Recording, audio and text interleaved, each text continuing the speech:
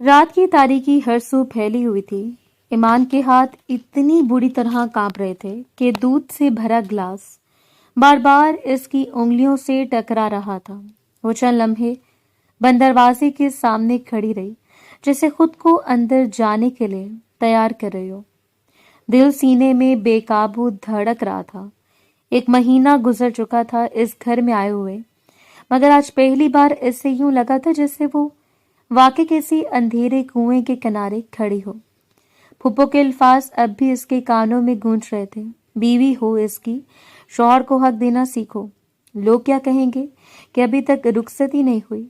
बहुत तमाशा हो चुका है, अब जाओ और अपने शौहर को लुभाओ। इसको अपनी कुर्बत बख्शो ताकि वो जिम्मेदारी पकड़े। इसने बामुश्किल हिम्मत जमा की और दरवाजे पर हल्की सी दस्तक दी। अंदर से भारी आवाज आई, आ जाओ। दरवाजा खुला है। वो आहिस्ता कदमों से अंदर दाखिल हुई थी। सामने सरफराज बेतरतीबी से बेड पर बैठा था। शलवार कमीज शिकनों से भरी हुई थी, गिरेबान के बटन खुले हुए थे, जिससे बालों से भरा सीना छलक रहा था। बाल बिखरे हुए, आंखों में अजीब सी सख्ती। वो जिसामत में काफी भारी था। चेहरे पर हल्की हल्की झुर्री भी मौजूद थी। इसे देखते ही वो सीधा होकर बैठ गया था। ईमान खामोशी से आगे बढ़ी और दूध का ग्लास साइड टेबल पर रखकर सर झुकाए बेड के किनारे बैठ गई थी। कमरे में चंद लम्हे अजीब खामोशी रही। फिर सरफराज ने इससे घूरते हुए पूछा, ये दूध क्यों लाए हैं? ईमान ने नजर उठाए बगैर धीमी आवाज में कहा, अम्मा ने भेजा आपके लिए। इसकी बात सुनकर वो बोला, और अम्मा ने क्या कहा है? खतरे की घंटी इसको अपने इर्द गिर्द महसूस होना शुरू हो गई थी। इसने हिचकिचाते हुए सर हाँ में हिलाया था। सरफराज चंद सेकंड इससे खामोशी से देखता रहा, फिर अचानक वो इसके करीब खिसका था। ईमान के पूरे वजूद में सुनसनी दौड़ गई। इसे डरते हुए अपनी उंगलियां मुट्ठी में बंद कर ली थी और इसके लम्स के लिए खुद को तैयार कर लिया था। लेकिन सरफराज ने महज इसका हाथ पकड़ा था। इसकी गिरफ्त सख्त थी। वो झुककर इसके चेहरे को गौर से देखने लगा था। तुम्हारे ये गुलाबी होंठ, इसकी आवाज भारी थी, ये नाजुक जिस्म, सब कुछ बहुत खूबसूरत है। ईमान की सांस अटकने लगी थी। उसके नशेबो फराज को अपनी नजरों में कैद में लेते हुए बोला था, जबकि दूसरी जानिब इसकी आंखों में बेख्तियार नमी तैर गई थी। मगर अगला जुमला इसके वजूद को मुंजमद भी कर गया था। लेकिन मेरी जान, मैं तुम्हें शौहर का सुख नहीं दे सकता। ईमान ने चौंक कर सर उठाया। इसकी आंखों में हैरत थी, उलझन थी। वो कुछ समझने की कोशिश ही कर रही थी कि अचानक एक जोरदार थप्पड़ इसके चेहरे पर पड़ा था। इसका सर झटके से एक तरफ हुआ और वो लड़खड़ा कर जमीन पर गिर गई थी। ग्लास के अंदर रखा चम्मच फर्श पर गिरकर आवाज पैदा कर गया था। ईमान ने खौफजदा नजरों से ऊपर देखा। सरफराज की आंखें नफरत से भरी हुई थी। कितनी हवस भरी हुई है ना तुम में, वो धारा था। बगैरत लड़की, एक महीना नहीं सब्र हुआ तुमसे। ईमान के आंसू बहने लगे। मैंने कुछ नहीं, चुप। वो गुराया, एक बात कान खोल कर सुन लो, मुझ में मर्दानगी नहीं है, कभी भी तुम्हें शौहर का हक नहीं दे सकता। लेकिन अगर ये बात तुमने किसी को बताई ना, वो इसके करीब झुका तो ऐसी मौत मारूंगा कि कोई पहचान भी नहीं पाएगा। ईमान का पूरा जिस्म कांपने लगा था। वो फर्श पर बैठी खुद को समेटने की कोशिश कर रही थी। सरफराज ने सिगरेट जलाते हुए सर्द लहजे में कहा, और कल तुम्हारे ऑफिस की सैलरी आ रही है ना? मुझे चाहिए पूरी की पूरी। ईमान ने नम आंखों से इसे देखा। लेकिन मेरी कुछ जरूरतें हैं। जरूरतें? वो तंजिया हंसा था। यहाँ तुम्हारी कोई जरूरत नहीं है। जो कमाओगी मेरे हाथ पर रखोगी, वरना। इसने धुआं इसके चेहरे की तरफ छोड़ा और मजीद बोला, तुम्हें बेच के पैसे कमाऊंगा। हर रात तुम्हारे बिस्तर पर नया मर्द भेजूंगा। समझ आई बात? ईमान के मुंह से सिसके निकल गई। ऐसा लगा इसके पैरों तले से जमीन खिसक चुकी है।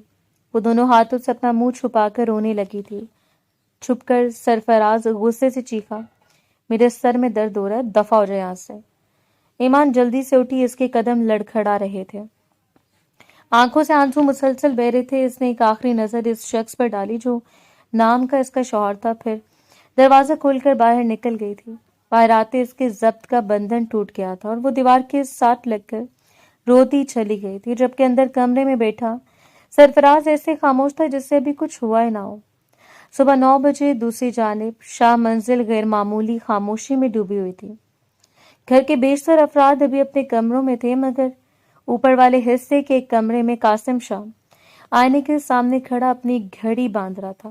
سیاہ رنگ کی استری شدہ شرٹ، میچنگ پینٹ اور ہمیشہ کی طرح ترتیب سے بنے بال اس کی شخصیت کو مزید روبدار بنا رہے تھے۔ اس نے آخری بار خود کو آئینے میں دیکھا، پھر کوٹ اٹھا کر بازو پر ڈالا اور کمرے سے باہر نکل آیا تھا۔ سیڑھیاں اترتے ہوئے اس کے قدموں میں عجیب ٹھہراؤ تھا۔ نیچے موجود ملازمین اسے دیکھتے مزید محتاط ہو گئے تھے۔ کوئی ٹیبل درست کر رہا تھا تو کوئی پھولوں کی ترتیب سنوار رہا تھا۔ قاسم شاہ کی موجودگی میں شاہ منزل کے ملازمین سانس بھی حساب سے لیتے تھے۔ وہ سیدھا ڈائننگ ایریا میں آیا اور کرسی کھینچ کر بیٹھ گیا تھا۔ چند لمحوں بعد نورا جلدی سے اس کے سامنے ناشتہ رکھنے لگی تھی۔ ان کے خاندانی ملازمہ، سر انڈا فرائی بنا دوں یا آملیٹ؟ اس نے اخبار کھولتے ہوئے مختصر جواب دیا، جو روز بنانا ہے، بنتا ہے وہی لے آؤ۔ جی سر۔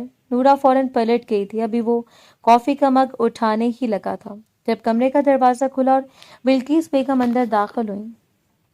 سفید لباس میں ملبوس وہ ہمیشہ کی طرح بابکار لگ رہی تھی۔ قاسم فوراً اپنی جگہ سے کھڑا ہو گیا تھا۔ پورا خاندان اس سے ڈرتا تھا اور وہ محض بلقیس بیگم کے سامنے جھکتا تھا۔ السلام علیکم دادو۔ وعلیکم السلام میرے بچے۔ وہ اس کے قریب آئیں اور شفقت سے اس کے سر پر ہاتھ پھیرا۔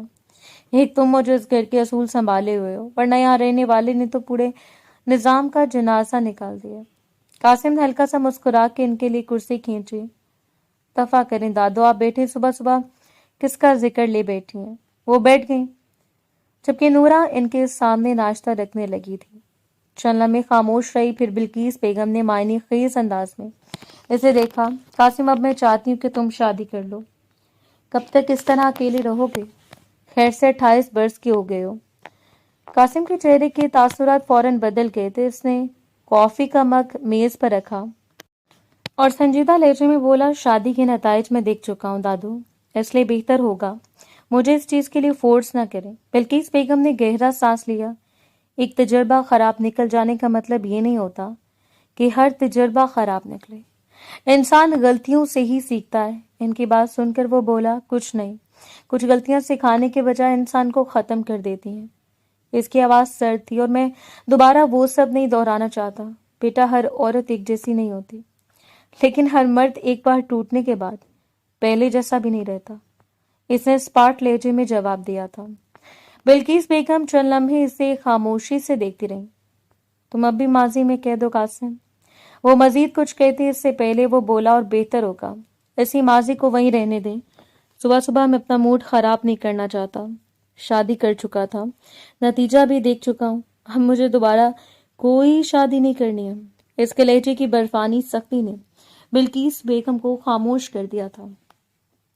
نورا بھی ماحول کی کشیدگی محسوس کرتے ہوئے خاموشی سے وہاں سے ہٹ گئی تھی۔ چند لمحوں بعد قاسم نے اخبار بند کیا اور اپنی نظریں دادی پر جما دی تھی۔ ویسے یہ عروسہ آج کل کن ہواؤں میں اڑ رہی ہے؟ آپ کو کچھ علم بھی ہے؟ بلقیس بیگم نے چونک کر اسے دیکھا۔ کیوں، کیا ہوا ہے اس سے؟ باہر کلب جا رہی ہے۔ آج کل اس نے بہت نارمل انداز میں کہا، مگر اس کی آنکھوں میں سختی واضح تھی۔ بے شک ہم اونچے خاندان سے تعلق رکھتے ہیں، یہ سب افورڈ کرنا ہمارے لیے کوئی مسئلہ نہیں، مگر میرے ہوتے ہوئے اس گھر کی عورتیں ایسی آزادیاں نہیں لیں گی جن سے کل انگلیاں اٹھیں۔ اس کی بات سن کر وہ بولی، قاسم، وہ بھی بچی ہے۔ دادو، اس نے ان کی بات کاٹ دی تھی۔ بچیاں وقت سے پہلے ہاتھ سے نکل جائیں تو پھر خاندان سنبھالتے رہ جاتے ہیں۔ آپ اسے اپنی زبان میں سمجھا دیں کہ اب میں کوئی ایسی خبر نہ سنوں، پھر میں اپنے طریقے سے بات کروں گا۔ بلقیس بیگم نے نرمی سے کہا، میں بات کر لوں گی، اس سے تم اتنا غصہ نہ کرو۔ قاسم نے ٹھنڈی ہنسی ہنسی۔ میں پریشان نہیں ہوتا دادو، میں اگلے کی سانس چھین لیتا ہوں۔ اس کی آواز دھیمی مگر خطرناک تھی۔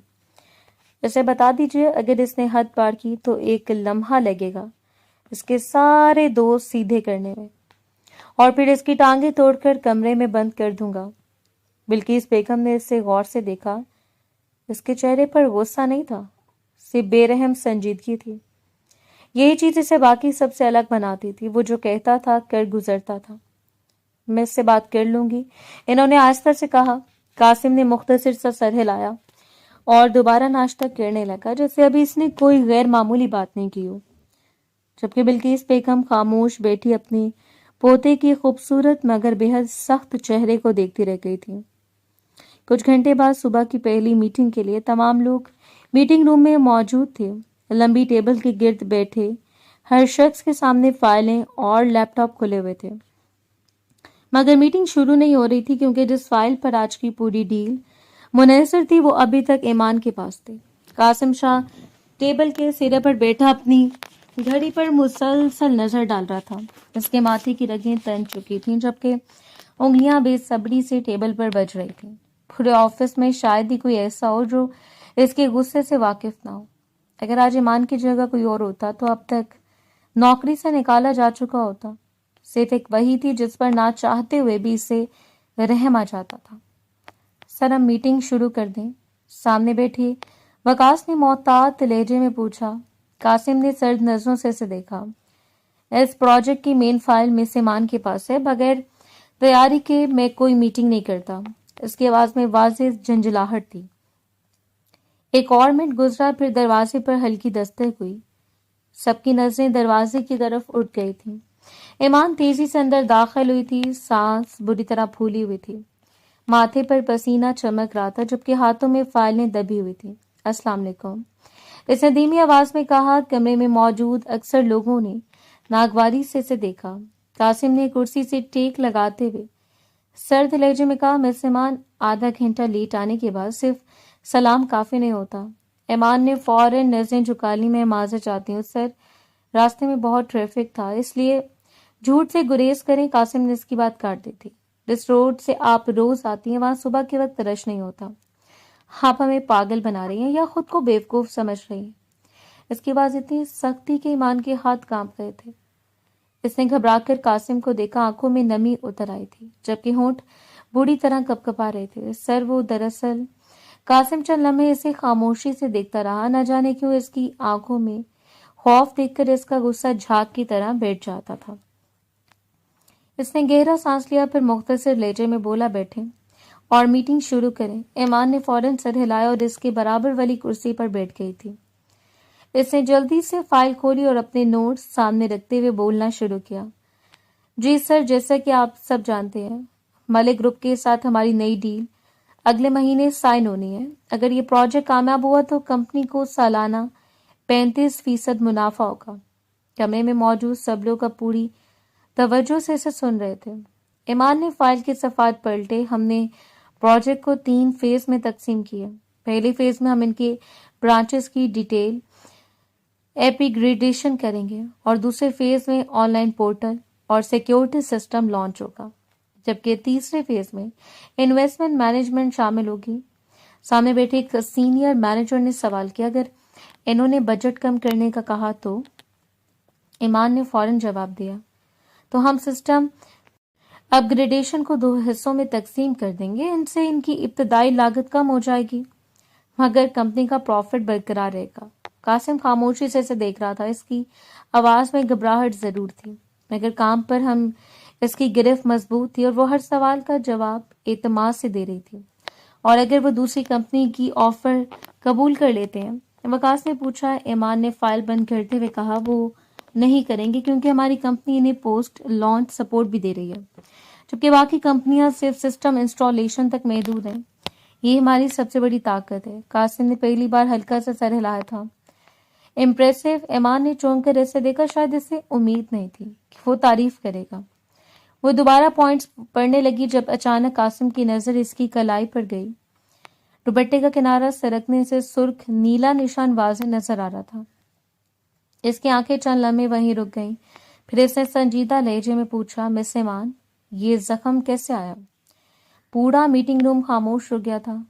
ईमान की आवाज अचानक रुक गई। इसने घबराकर अपनी कलाई फौरन छुपा ली। जी सर, वो दरअसल वो बुरी तरह उलझ गई थी। कासिम मुसलसल इसके चेहरे को देख रहा था। इसकी घबराहट गैर मामूली थी। वो संजीदगी से बोला, मीटिंग के बाद मेरे ऑफिस में आए। इसने मुख्तसर अंदाज में कहा। ईमान ने बेयकीनी से इसे देखा, मगर कुछ बोल नहीं सकी। कासिम ने दोबारा फाइल की तरफ इशारा किया। कंटिन्यू करें। ईमान ने बामुश्किल खुद को संभाला और दोबारा पॉइंट्स पढ़ने लगी, मगर अब कासिम की नजरें बार बार इसकी जख्मी कलाई पर जा रही थीं, जबकि इसके चेहरे की सख्ती आहिस्ता आहिस्ता किसी और सोच में बदल रही थी। 1 घंटे बाद मीटिंग खत्म होने के बाद पूरा फ्लोर दोबारा अपने मामूल के कामों में मसरूफ हो चुका था, मगर कासिम शाह अपने केबिन में बेचैनी से बैठा था। इसके सामने खुली फाइल काफी देर से वैसे ही पड़ी थी, मगर इसकी तवज्जो एक लफ्ज पर भी नहीं जा रही थी। बार बार ईमान की जख्मी कलाई इसकी नजरों के सामने आ रही थी और वो कुर्सी से टेक लगाए चंद लम्हे खामोश बैठा रहा। फिर बेजारी से टाई ढीली की। इसी वक्त दरवाजे पर हल्की दस्तक हुई। कम इन। दरवाजा आहिस्ता से खुला और ईमान अंदर दाखिल हुई थी। आज भी वो हमेशा की तरह सहमी हुई लग रही थी। चेहरा उतरा हुआ, आंखों के गिर्द हल्की सूजन, जबकि सर झुका हुआ था। कासिम इसे देखते अपनी जगह से उठ खड़ा होकर सीधा हुआ। आओ बैठो, मुझे तुमसे बात करनी है। ईमान एक लम्हा हिचकिचाई, जैसे वापस पलट जाना चाहती हो, मगर फिर खामोशी से सामने वाली कुर्सी पर बैठ गई थी। इसकी उंगलियां आपस में उलझी हुई थी। कासिम चंद लम्हे खामोशी से इसे देखता रहा, फिर सीधे लहजे में बोला, बताओ मिस ईमान, ये कलाई पर जख्म कैसे आया? ईमान ने फौरन अपनी कलाई दुपट्टे में छुपा ली। आंखों में नमी तैर गई थी, मगर इसने खुद को संभाला। सर, ये मेरा जाती मामला है, मैं इसे आपके साथ शेयर नहीं करना चाहती। कासिम की नजरें इसके चेहरे पर जम गई थी। और अगर मैं कहूँ, मुझे जानना जरूरी है सर, प्लीज। इसकी आवाज कमजोर पड़ गई थी। मैं इस बारे में बात नहीं करना चाहती। कासिम ने दोनों हाथ मेज पर रखते हुए सर्द लहजे में कहा, अगर तुम्हें अपनी नौकरी चाहिए तो मुझे सच बताओ, वरना मैं अभी तुम्हें जॉब से निकाल दूंगा। ईमान ने चौंक कर इसकी तरफ देखा। शायद इससे इस सख्ती की तवक्को नहीं थी। आंखों में जमा आंसू अचानक बहने लगे थे। इसने बामुश्किल अपनी आवाज संभाली, ये मेरे हस्बैंड ने किया है। कासिम का जबड़ा सख्त हुआ था। क्यों? ईमान ने नजरें झुका ली थी। गलती मेरी थी। इस बार आधी तनख्वाह खुद खर्च कर ली मैंने। कहते कहते उसकी आवाज रंध गई थी। मुझे दवाई लेनी थी और कुछ घर के अखराजात थे। वो मजीद बोल नहीं सकी। कासिम चंद लम्हे इसे घूरता रहा, फिर अचानक कुर्सी से उठ खड़ा हुआ। What the hell? इसकी आवाज बुलंद हुई थी। तुमने मुझे पहले क्यों नहीं बताया? ईमान बुरी तरह सहम गई। सर, मैं अपने कितने मसले आपको बताती। पहले आपने मेरे बाबा का कर्ज अदा किया। इसकी आंखों से मुसलसल आंसू बह रहे थे। और वैसे भी ये मेरी किस्मत है। मैं किसी को बताकर हमदर्दी समेटना नहीं चाहती थी। कासिम ने बेयकीनी से इसे देखा। तुम्हारा शौहर तुम पर हाथ उठा रहा है और तुम इसे अपनी गलती कह रही। पागल हो गई हो तुम? एक तो तुम इतनी छोटी हो, उसे 20 साल की। ये उम्र तुम्हारी पढ़ने की है, जीने की, और तुमने इस उम्र में शादी भी कर ली, नौकरी भी कर रही हो, और अब इसकी मार भी बर्दाश्त करोगी। ईमान घुट घुट कर रोने लगी थी। जिनके सर पर बाप का साया नहीं होता, न सर उनकी बेटियों के साथ यही होता है। इसकी आवाज टूट रही थी। बाबा के बाद कोई पूछने वाला नहीं रहा। फूफो ने जहां कहा वहां शादी हो गई। अब अगर शौहर मारते तो शायद यही मेरी किस्मत है। कासिम खामोश हो गया था। पहली बार इसके पास जवाब नहीं था। ईमान ने जल्दी से अपने आंसू साफ किया। आपका शुक्रिया, आपने मुझसे इतना पूछा, लेकिन मैं अब मजीद कुछ नहीं कहना चाहती। वो आहिस्ता से अपनी जगह से खड़ी हुई थी। कासिम ने इसे रोकने की कोशिश नहीं की थी। वो खामोशी तक दरवाजे की तरफ बढ़ गई थी। इसके कदम कमजोर थे, मगर फिर भी वो खुद को संभाले हुई थी। दरवाजा खोलते वक्त इसके हाथ कांप रहे थे। कासिम अपनी जगह साकित खड़ा इसे जाता देखता रहा था। इसकी नजरों में पहली बार गुस्से की बजाय अजीब सी बेबसी उतर आई थी, जबकि इसके जहन में सिर्फ एक ही बात गूंज रही थी, कोई इंसान इतना जुल्म सह कर भी खुद को ही कसूरवार कैसे समझ सकता है। वो रात के शाम मंजिल में दाखिल हुआ था। हमेशा की तरह सीधा अपने कमरे की तरफ जाने के बजाय इस बार इसके कदम बिल्किस बेगम के कमरे की तरफ बढ़ गए थे। पूरे दिन की थकन इसके चेहरे पर नुमाया थी, मगर आंखों में अजीब सी संजीदगी उतर आई थी। इसने दरवाजे के अंदर कदम रखा। बिल्किस बेगम बेड के साथ टेक लगाए किताब पढ़ रही थी। कासिम को देखते इन्होंने चश्मा उतारा और हैरानगी से इसे देखा। अस्सलाम वालेकुम दादू। वालेकुम अस्सलाम। वो हल्का सा मुस्कुराई। आज चांद किस तरफ से निकला है? मेरा लाडला पोता अपने कमरे में जाने की बजाय दादी के कमरे में नजर आ रहा है। قاسم نے جواباً بس ہلکی سی مسکراہٹ دی اور ان کے قریب جا کر بیٹھ گیا۔ اس کے چہرے کی سنجیدگی دیکھ کر بلقیس بیگم فوراً سمجھ گئی تھی کہ بات معمولی نہیں ہے، خیر تو ہے۔ انہوں نے کتاب بند کرتے ہوئے پوچھا۔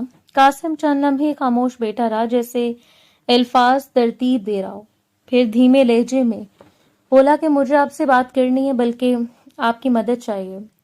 بلقیس بیگم نے غور سے اس کا چہرہ دیکھا۔ کیسی بات اور کیسی مدد؟ قاسم نے گہرا سانس لیا۔ آپ کہہ رہے تھے نا کہ مجھے شادی کر لینی چاہیے۔ بلقیس بیگم کے چہرے پر فوراً مسکراہٹ آئی۔ تو آخرکار میرے پوتے کو عقل آ ہی گئی۔ قاسم نے ان کی بات نظر انداز کی۔ میں نے اپنے لیے ایک لڑکی پسند کی ہے۔ کون ہے؟ کس خاندان سے تعلق رکھتی ہے؟ وہ میرے آفس میں کام کرتی ہے، اس نے مختصر جواب دیا۔ نام ایمان ہے؟ پھر مسئلہ کیا ہے؟ بلقیس بیگم نے سیدھا سوال کیا۔ قاسم کچھ لمحے خاموش رہا، پھر آہستہ سے بولا، وہ شادی شدہ ہے۔ کمرے میں چند لمحوں کے لیے خاموشی چھا گئی تھی۔ بلقیس بیگم نے سنجیدہ نظروں سے اسے دیکھا۔ اور اس کی عمر صرف 20 سال ہے، جبکہ اس کا شوہر 40 سال کا ہے۔ قاسم کی آواز میں واضح سختی شامل ہو گئی تھی۔ وہ آدمی اس پر ہاتھ اٹھاتے، اس کی کمائی پر پل رہا ہے، روز مارتے اسے۔ بلقیس بیگم کے چہرے کے تاثرات بدل گئے تھے۔ تمہیں یقین ہے؟ میں نے خود اس کے زخم دیکھے ہیں، قاسم نے فوراً جواب دیا۔ اور آج اس نے خود بتایا بھی ہے۔ تو تمہارا کیا ارادہ ہے؟ انہوں نے سنجیدگی سے پوچھا۔ قاسم نے چند لمحے خاموش رہ کر ان کی طرف دیکھا اور پھر بولا کہ میں چاہتا ہوں کہ اس کے شوہر کو خرید لو۔ بلقیس بیگم چونکی۔ کیا مطلب؟ اس آدمی کو صرف پیسوں سے غرض ہے، قاسم نے ٹھنڈے لہجے میں کہا۔ میں اسے اتنے پیسے دوں گا کہ وہ خود ایمان کو طلاق دینے پر راضی ہو جائے، اور پھر میں ایمان سے شادی کر لوں گا۔ اس کے لہجے میں عجیب سا اطمینان تھا، جیسے وہ فیصلہ پہلے ہی کر چکا ہو۔ بلقیس بیگم خاموشی سے اسے دیکھتی رہی۔ اور لڑکی کی مرضی؟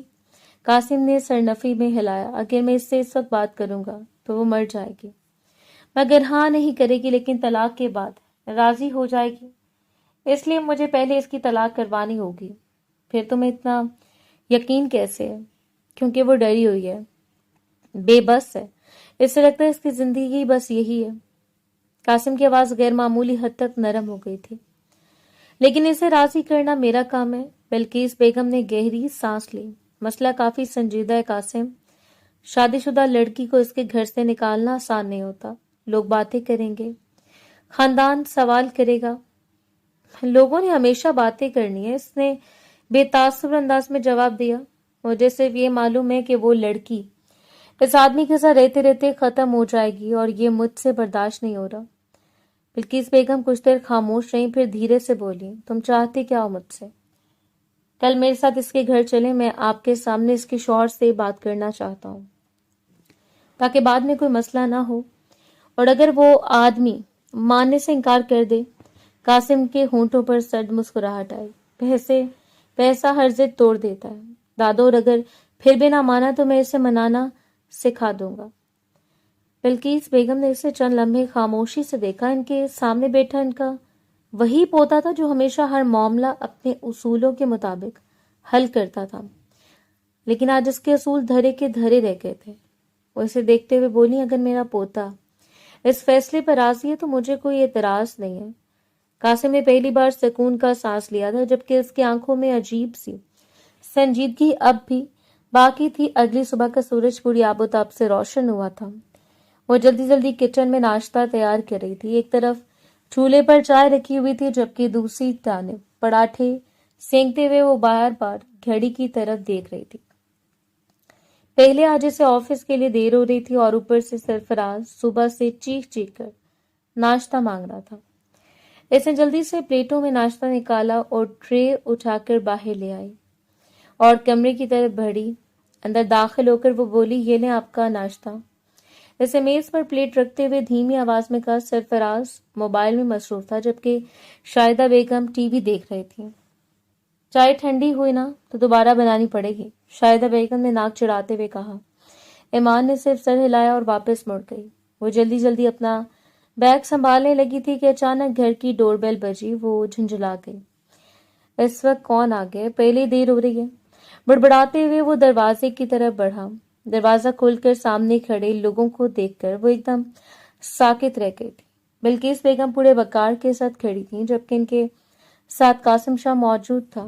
ہمیشہ کی طرح سنجیدہ سخت چہرہ لیے ایمان فوراً سنبھلی اور سر پر دوپٹہ درست کرتے ہوئے بولی، السلام علیکم۔ وعلیکم السلام۔ بلقیس بیگم اندر داخل ہوئی، پھر قاسم کی طرف دیکھ کر بولی، کیا یہی لڑکی ہے؟ قاسم نے مختصر سا سر ہاں میں ہلایا۔ بلقیس بیگم نے ایمان کے سر پر ہاتھ رکھا، بچے اپنے گھر کے بڑوں کو بلاؤ، ہمیں بات کرنی ہے۔ ایمان نے الجھن سے دونوں کو دیکھا مگر خاموشی سے جی کہہ کر اندر چلی گئی۔ قاسم پورے گھر پر سرسری نظر ڈال رہا تھا۔ چھوٹا سا برآمدہ، بکھرا ہوا سامان، دیواروں کی خستہ حالت، ہر چیز اس کی طبیعت میں ناگواری پیدا کر رہی تھی۔ وہ دادی کے ساتھ برآمدے میں رکھی چارپائی پر بیٹھ گیا تھا۔ چند لمحوں بعد ایمان واپس آئے۔ اس کے ساتھ شاہدہ بیگم اور سرفراز بھی باہر آئے تھے۔ انہیں دیکھتے ہی بلقیس بیگم کے ماتھے پر ناگواری ابھر آئی۔ دونوں کے چہروں اور انداز سے ہی واضح تھا، نہ تربیت تھی نہ کوئی تہذیب۔ السلام علیکم، شاہدہ بیگم نے بنا دلچسپی سے کہا۔ قاسم نے سرد نظروں سے اسے دیکھا مگر جواب نہیں دیا۔ بلقیس بیگم سیدھا بولی، تم لڑکی کی پھپھو ہو؟ ہاں جی، میں ہی ہوں۔ کہو جی، کیا ہوا؟ بتایا اس نے کہ آپ کے باس کی دادی ہیں۔ خیر ہے، کیسے آنا ہوا ہمارے گھر؟ تفصیل سے بات کرنی ہے، بیٹھ جاؤ، بلقیس بیگم نے سنجیدگی سے کہا۔ وہ دونوں سامنے پڑی کرسیوں پر بیٹھ گئے۔ ایمان خاموشی سے ایک طرف کھڑی تھی، قاسم کی نظریں سیدھا سرفراز پر تھیں۔ کیا ارادہ ہے پیسے کمانے کے حوالے سے؟ سرفراز پہلے تو چونکا، پھر ہنستے ہوئے بولا، مطلب یہ کہ اگر اچانک تمہیں 50 لاکھ روپے مل جائیں تو کیا تم میری بات مانو گے؟ قاسم کا لہجہ بالکل سپاٹ تھا۔ سرفراز کی آنکھیں حیرت سے پھیل گئیں۔ آپ کو اندازہ ہے آپ کتنی بڑی رقم کی بات کر رہے ہیں؟ بالکل اندازہ ہے، قاسم نے سرد مہری سے جواب دیا۔ سرفراز لالچ سے سیدھا ہو کر بیٹھ گیا۔ اتنی رقم کے لیے تو میں اپنی جان دے دوں، آپ حکم کریں مجھے کیا کرنا ہوگا؟ ایمان بے اختیار قاسم کی طرف دیکھنے لگی۔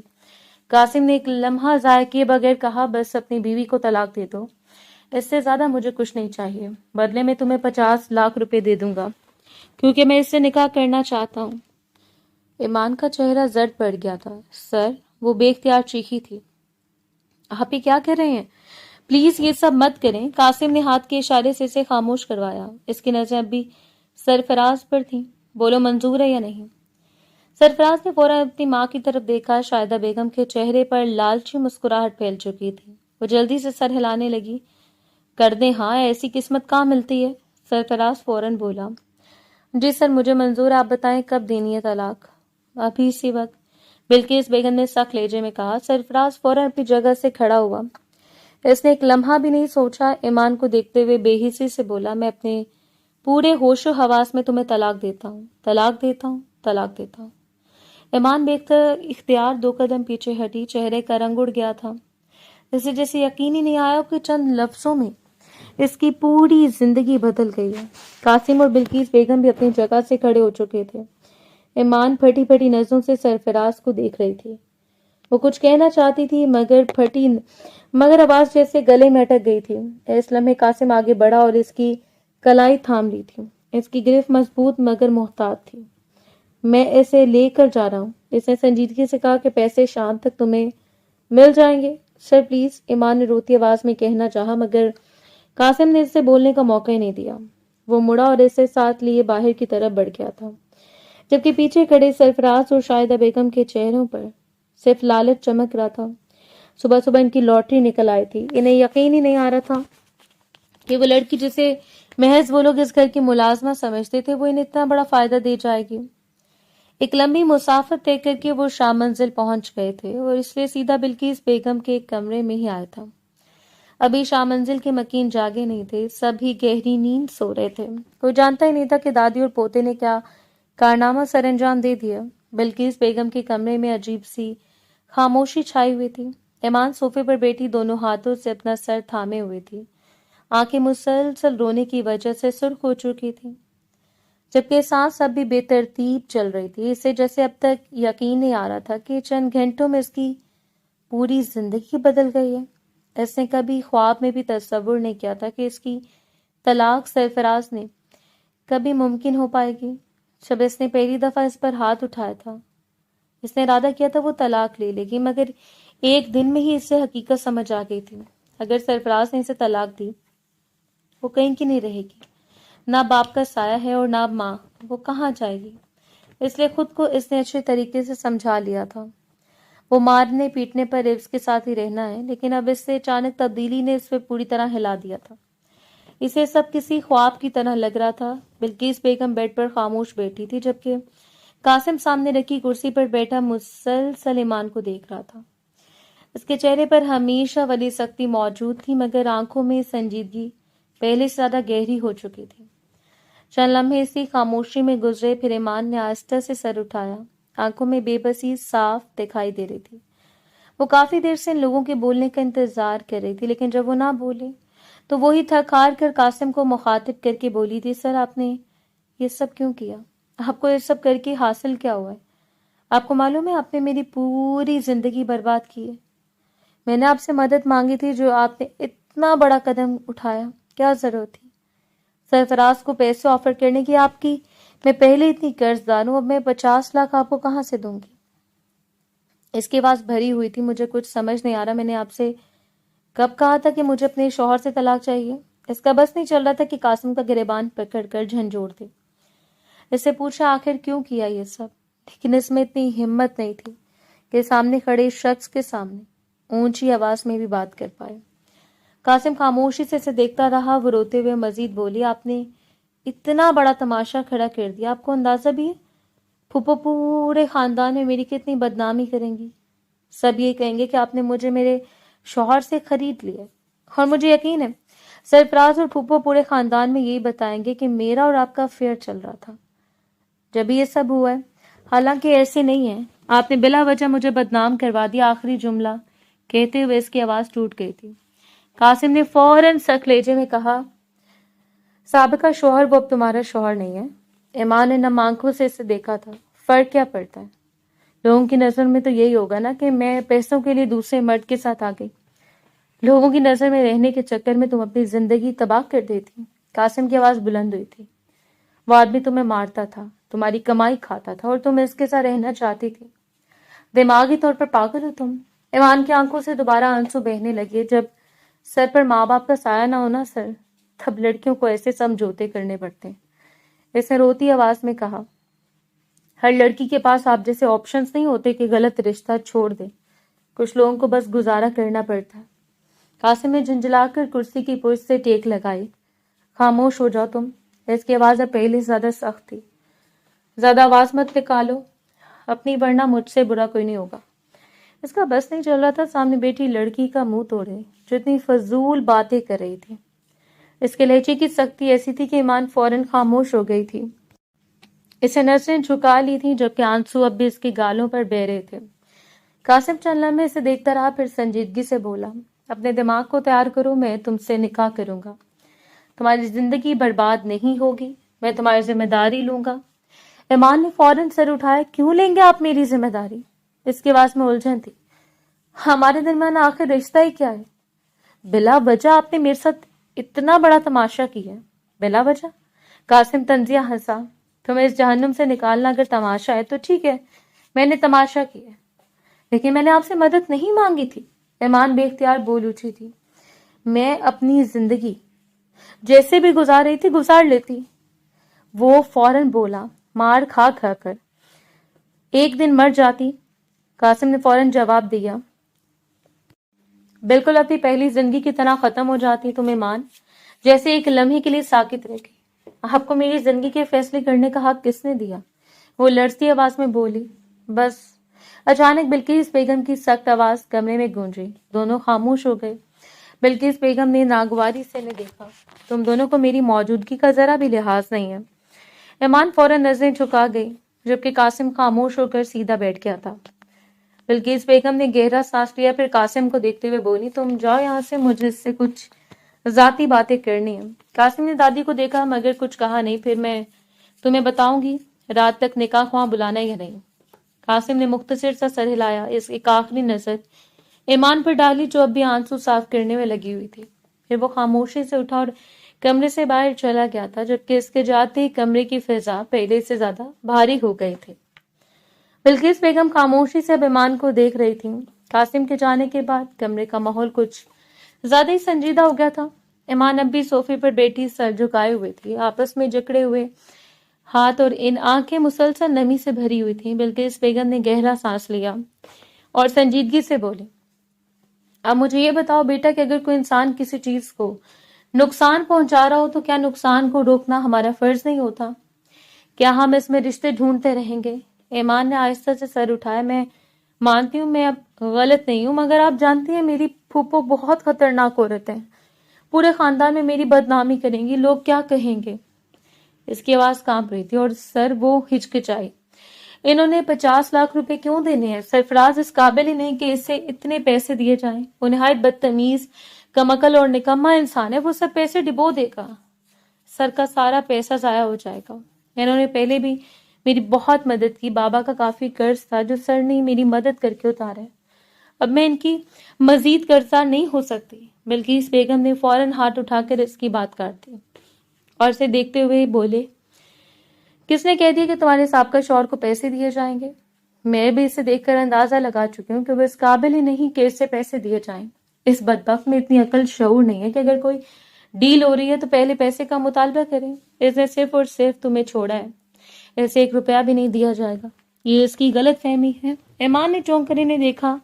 بلقیس بیگم کرسی کی پشت سے ٹیک لگائے ہوئے بولی، تمہیں بس اس کے چنگل سے آزاد کروانا تھا، اس لیے سارا معاملہ بنایا گیا ہے۔ مجھے لگا تھا کہ کچھ پیسے دینے پڑیں گے، مگر وہ اتنا بے وقوف نکلا کہ بغیر سوچے سمجھے ہی طلاق دے بیٹھا۔ تمہیں خدا کا شکر ادا کرنا چاہیے کہ تمہیں ایک ایسے ماحول سے آزادی ملی جہاں تم کھل کر سانس بھی نہیں لے سکتی تھی۔ اتنے بے شعور لوگوں کے ساتھ تم کیسے رہ رہی تھی؟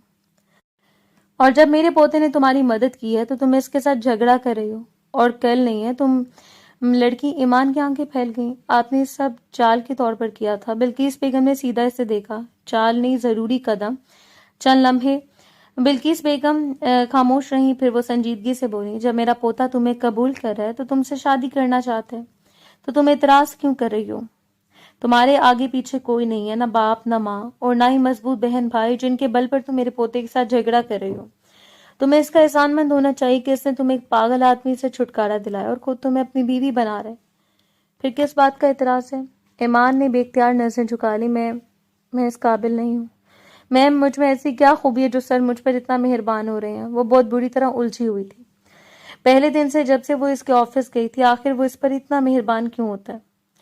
آفس میں کئی اور لڑکیاں بھی تھیں جو اس طرح مجبور اور بے سہارا تھیں، مگر اس کے باوجود وہ محض اس پر ہی نظر کرم کیوں کرتا تھا؟ یہ بات اس کی سمجھ سے بالا تر تھی۔ بلقیس بیگم کے چہرے پر نرمی آ گئی، مگر لہجہ بھی مضبوط تھا۔ اس دنیا میں کون کتنا قابل ہے یہ ہم طے نہیں کرتے، یہ وقت اور قسمت طے کرتی ہے۔ تمہاری قسمت میرے پوتے کے ساتھ جڑی ہوئی ہے، بس اتنا سمجھ لو۔ خدا تم دونوں کو ایک کرنا چاہتا ہے، شاید اس لیے اس نے تمہیں میرے پوتے تک پہنچایا۔ ایمان نے بے یقینی سے سر ہلایا۔ مجھے بس یہ بتاؤ، بلقیس بیگم نے اچانک سوال کیا، کیا تمہارے اور اس کے درمیان ازدواجی تعلق تھا؟ یعنی تم اس کی بیوی تھی یا محض نکاح ہوا تھا؟ ایمان کا چہرہ سرخ ہو گیا، وہ کچھ دیر خاموش رہی تھی، پھر اس نے سر فوراً نفی میں ہلا دیا۔ نہیں، ایسا کچھ نہیں تھا۔ بلقیس بیگم نے گہری نظر اس پر ڈالی، مطلب وہ تمہارے قریب ہی نہیں آیا؟ یہ کیسے ممکن ہے؟ تم اس کی بیوی تھی، میرے خیال سے تم دونوں کے نکاح کو 1 ماہ ہو چکا ہے، اور تم اس کے گھر میں رہ رہی ہو، پھر بھی وہ تمہارے قریب نہیں آیا؟ جھوٹ بول رہی ہو مجھ سے؟ ایمان نے لرزتی آواز میں کہا، میم میں جھوٹ نہیں بولتی، میری اماں کہتی تھی جھوٹ بولنے والوں پر خدا لعنت برساتا ہے۔ ہم دونوں قریب اس لیے نہیں آئے کیونکہ وہ مرد نہیں تھا، اس میں مردانگی نہیں تھی، ہمارے درمیان کبھی کوئی تعلق نہیں بنا۔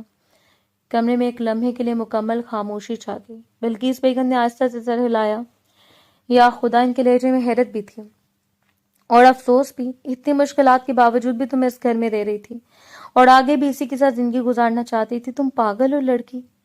ایمان نے سر جھکا لیا اور اس بار اس کے پاس کوئی جواب نہیں تھا۔ بلقیس بیگم چند لمحے سے دیکھتی رہیں، پھر فیصلہ کن انداز میں بولی، ٹھیک ہے، اب میں تمہاری کوئی اور بات نہیں سنوں گی، فیصلہ ہو چکا ہے، اب وہی ہوگا جو میں چاہوں گی۔ ان کا لہجہ اتنا سخت تھا کہ آگے سے ایمان کچھ بول نہیں پائے تھے۔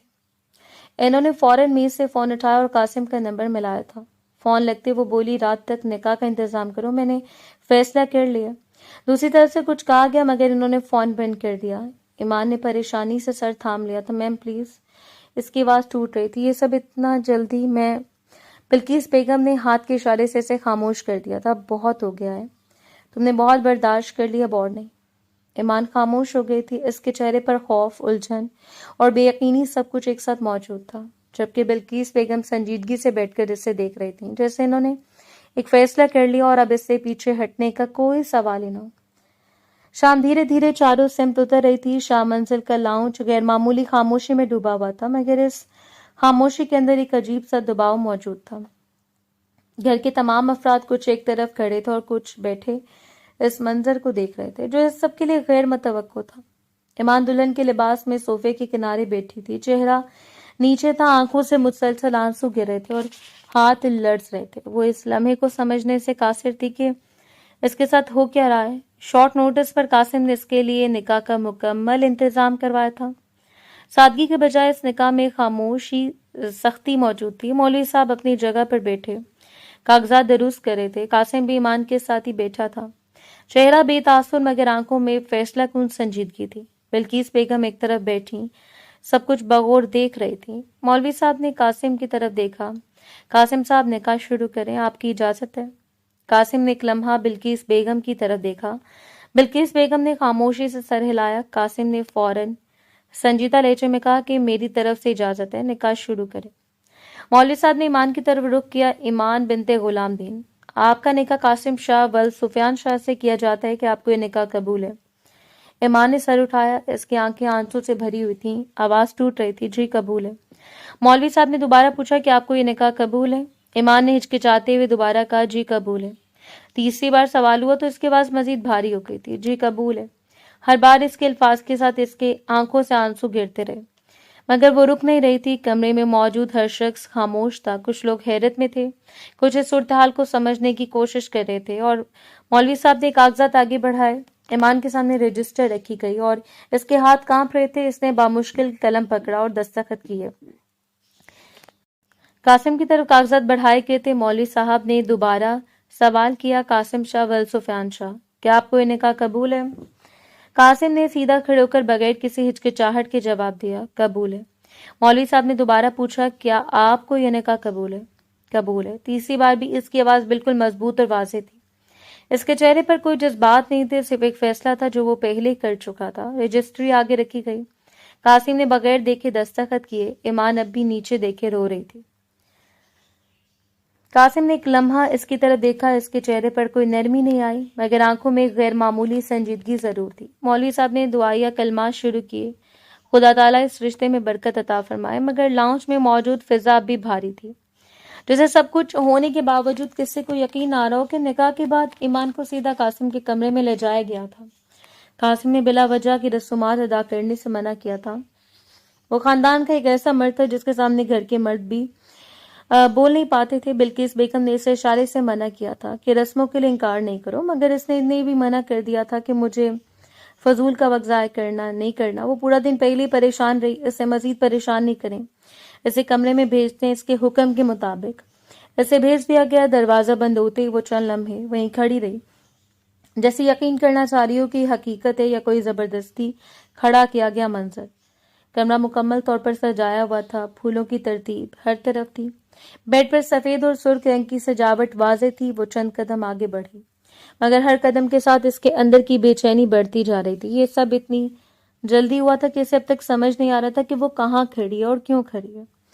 وہ بیڈ کے کنارے بیٹھ کے ہاتھ آپس میں جکڑے ہوئے تھے, آنکھیں مسلسل نیچے تھیں. پہلے نکاح کے وقت اسے اس طرح کی کوئی خوشی نہیں دی گئی تھی, بلکہ نکاح کے فوراً بعد ایسے پھپھو کے ہاتھ کا تھپڑ نصیب ہوا تھا. ابھی وہ انہیں خیالات میں تھی جب دروازہ کھلا اور قاسم اندر داخل ہوا. اس کی موجودگی کمرے کے ماحول کو بدل چکی تھی. وہ آہستہ آہستہ چلتا ہوا اس کے قریب آیا اور سامنے آ کر کھڑا ہوا تھا. پھر بیڈ پر اس کے برابر بیٹھ گیا. چند لمحے مکمل خاموشی رہی. ایمان نے نظریں نہیں اٹھائیں. قاسم نے نرم مگر سیدھے لہجے میں کہا, السلام علیکم. ایمان نے تھوڑا سا سر اٹھایا, پھر دھیمے لہجے میں بولی, سر یہ سب کیا ہے, آپ نے یہ سب کیوں کیا؟ وہ سلام کا جواب نہیں دے پائی. مجھے کچھ سمجھ نہیں آ رہا. قاسم نے اس کی طرف دیکھا. اس کی آواز میں ہلکی بے چینی تھی. تم ایک ایسے انسان کے چنگل سے نکل آئی ہو جو تمہیں مارتا تھا, تمہیں دباتا تھا. اس کے باوجود تم خوش ہونے کے بجائے مجھ سے سوال کر رہی ہو. ایمان نے فوراً کہا, میں خوش ہوں سر, لیکن آپ کے بارے میں کبھی ایسا نہیں سوچا تھا. कासिम ने हल्का सा सांस लिया। तो अब सोच लो, सोचने में कौन सा वक्त लगता है, और वैसे भी अब मैं तुम्हारा शौहर हूँ। ईमान के चेहरे पर झिझक आई थी, इसने फौरन नजरें झुका ली थी। कासिम ने कुछ लम्हे से देखा, फिर आहिस्ता से इसका चेहरा अपनी उंगलियों से ऊपर किया था। ईमान की आंखें नम थीं, पलकें हल्की हल्की कांप रही थीं। कासिम की आवाज अब पहले से ज्यादा नरम मगर गहरी थी। मैं तुम्हें शौहर का हक देना चाहता हूँ, तुम्हें अंदाजा नहीं। तुम्हारा चेहरा मुझे कितना मुतासर करता है। ये आंखें, ये होंठ, ये तुम्हारी मासूमियत मेरे लिए किसी कशिश से कम नहीं है। जब से तुम मेरे ऑफिस में आई हो, मेरी जिंदगी बदल गई है। ईमान ने फौरन नजरें हटाने की कोशिश की, मगर कासिम ने इसे रोके रखा। मैं आज तुम्हारे करीब आना चाहता हूँ। इसकी बात के साथ कमरे की फिजा मजीद भारी हो गई। ईमान का दिल जोर से धड़का था। इसने आहिस्ता से कहा, सर मैं। कासिम ने इसकी बात काट दी। सिर्फ हाँ या नहीं में ईमान खामोश हो गई थी। चंद लम्हे इसके आंखों में उलझन, खौफ और बेयकीनी सब एक साथ थे। वो नहीं जानती थी कि इस लम्हे क्या जवाब दुरुस्त होगा। कासिम इसे देख रहा था, बिल्कुल बगैर पलकें झपकाए। कमरे में खामोशी इतनी गहरी थी कि हर सांस वाज़ेह महसूस हो रही थी। ईमान ने आहिस्ता से नजरें झुका ली। इसकी उंगलियां आपस में मजीद उलझ गईं। फिर बहुत आहिस्तगी से इसने सर हिलाया और इजाजत दे दी। कासिम चंद लम्हे इसे देखता रहा, जैसे इसे जवाब की समझ रहा हो या परख रहा हो। फिर इसकी नजरें नरम हो गई, मगर चेहरे पर वही संजीदगी बरकरार रही।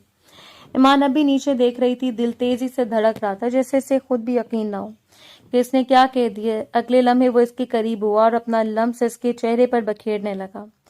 वो एकदम घबरा गई, मगर वो इसकी कमर में हाथ डालकर इसे अपने सीने से लगा चुका था। वो बहुत बुरी तरह सहमी हुई थी, मगर वो धीरे धीरे इसे अपने करीब कर रहा था। इसे इतनी तशनगी से खुद में गुम कर रहा था कि वो खौफ भूलकर इसका साथ देने लगी थी। रात कतरा कतरा करके पिघलती चली गई। अगली सुबह का सूरज पूरी आबोताब से रोशन हुआ था। दोपहर के 2 बजे वो दोपहर के वक्त अपने कमरे में खामोश बैठी हुई थी।